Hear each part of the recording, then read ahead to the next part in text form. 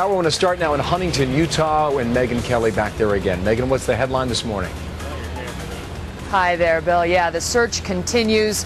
Hope is dwindling, but it is not lost. They still believe they might find these 6 miners alive, although the effort has proven difficult and even more difficult by the day. The late news last night was that they are back to square one. The 300 feet of progress they had made in drilling into this mine to get to these miners was lost when some sort of seismic event, some ground shift or swell, basically eliminated all of that progress. So now they have got to start back at square one, and they are doing that in earnest in several different ways.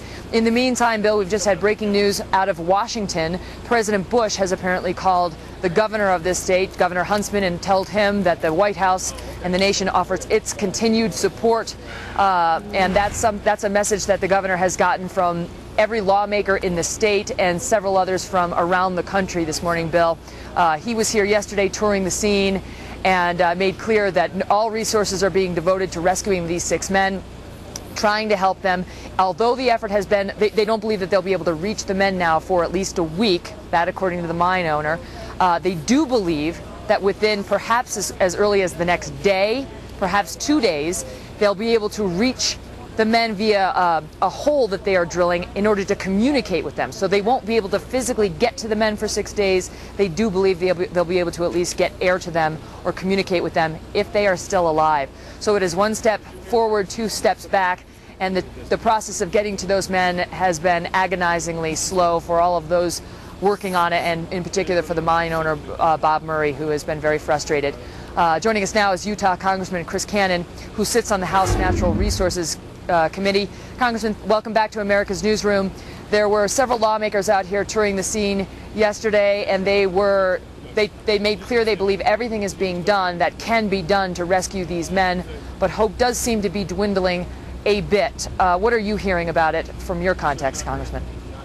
Well, this clearly the setback with the recent seismic events and the instability of the tunnel are terrifically important, and that's got to be a terrible, shocking blow to the families, and of course, if you're in the mine itself and alive, which we pray is the case, this has got to be a very difficult thing. Hearing those popping sounds that happen in a coal mine and recognizing what that means. So we're hoping virtually every resource possible has been brought to bear here, let me say, and it's complicated. It's a complicated mine setting. It's a complicated geology, but we're hoping that we can get in there and get through to them within, the week is sort of the outside, I think, given the nature of what they're doing, but we hope it's significantly before that.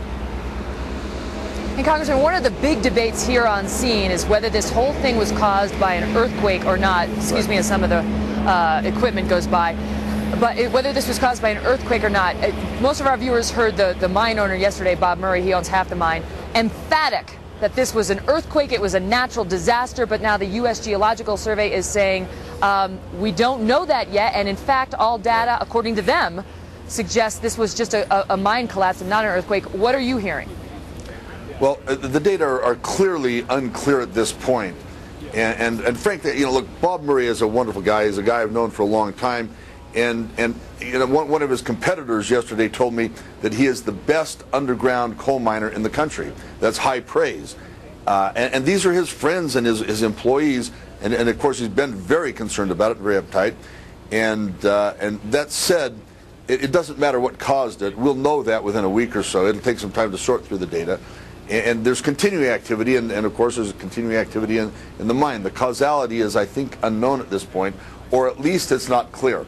But there is clearly a question about it. So what we're hoping is that we can get the stability there with this. You've got this very rigid sandstone roof that puts pressure on the pillars, and those pillars are clearly collapsing. That's what I think slowed down the progress that you talked about earlier. And so right. Whether it's caused by a seismic activity elsewhere or the activity in the mine, it's dangerous in the mine, and we need to operate with care to get in there and get those people out as quickly as possible. Understood. Congressman Cannon, thank you so much. And Bill, that Pleasure, man we've been talking about, Bob Murray, 67 years old, half owner of this mine. He is a lot of things, and he has been quite a media spectacle in this case from the beginning. But one thing you can say about him for sure is he is doing everything humanly possible to get to those 6 trapped miners.